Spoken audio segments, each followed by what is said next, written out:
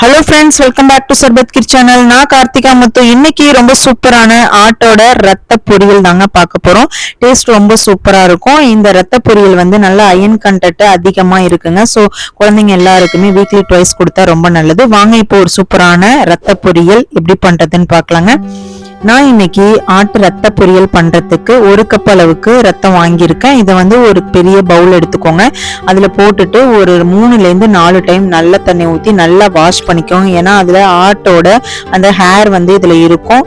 So அது எதுவுமே இல்லாத அளவுக்கு நல்லா அந்த மாதிரி வாஷ் பண்ணி எடுத்துக்கோங்க. இப்போ நல்லா வாஷ் பண்ணியாச்சுங்க. இப்போ இதை வந்து ஒரு மிக்சிங் பவுல் எடுத்துட்டு இந்த மாதிரி கையாலேயே நல்லா உடைச்சி விட்டுருங்க. ஸோ நம்ம ஆட்டு ரத்தம் வாங்கும் போதே வந்து உப்பு போட்டதா போடாததான்னு பார்த்து வாங்கிக்கோங்க. ரத்தத்தை ரொம்பவும் சின்னதாகவும் உடைச்சிடக்கூடாது, கொஞ்சம் கட்டிகள் இருக்கிற மாதிரி இருக்கட்டுங்க. இப்போ நல்லா உடைச்சாச்சு. நெக்ஸ்ட் அடுப்பை பற்ற வச்சு ஒரு கடாயை வச்சுக்கோங்க. அதில் 2 ஸ்பூன் அளவுக்கு எண்ணெய் ஊற்றிக்கோங்க. எண்ணெய் நல்லா சூடு வந்ததுக்கப்புறம் 1/2 ஸ்பூன் சோம்பு போட்டுக்கோங்க. இது கூடவே 20 சின்ன வெங்காயம், பச்சை மிளகாய், கருவேப்பிலை எல்லாமே சின்ன சின்ன பீசஸாக கட் பண்ணி போட்டுக்கோங்க. இது எல்லாத்தையுமே எண்ணெயில் நல்லா வதக்கி விட்டுறலாங்க.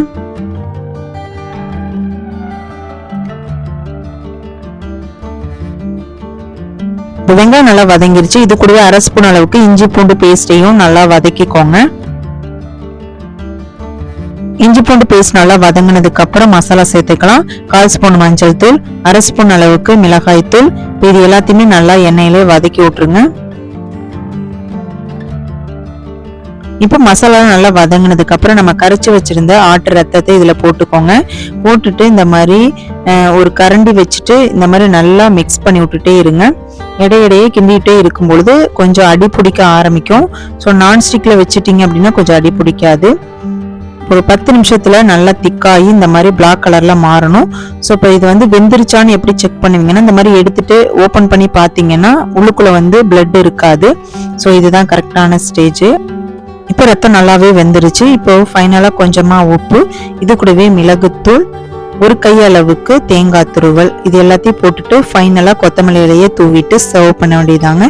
ரொம்ப சிம்பிளான ஆட்டு ரத்த பொரியல் செமையா ரெடி பண்ணியிருக்கோம். வாங்க பிளேட்டிங் பண்ணிடலாம். அவ்வளவுதாங்க, இன்னைக்கு ஒரு சூப்பரான ஆட்டு ரத்த பொரியல் செமையா பண்ணியிருக்கோங்க. இது வந்து டேஸ்ட் வைஸ் ரொம்ப சூப்பரா இருக்கும். இது வந்து சாதத்து கூட தான் சாப்பிடணும் கிடையாதுங்க. ஒரு பவுல்ல வச்சு நீங்க ஸ்நாக்ஸா கூட சாப்பிடலாம். சுட சுட சூப்பரா அந்த ரத்த பொரியல் இருக்குங்க. கண்டிப்பா ஒரு டைம் நீங்க ட்ரை பண்ணுங்க. உங்களுக்கு இந்த வீடியோ பிடிச்சிருச்சு அப்படின்னா ஒரு லைக் பண்ணிட்டு உங்களோட ஃப்ரெண்ட்ஸ் அண்ட் ஃபேமிலிக்கு ஷேர் பண்ணுங்க.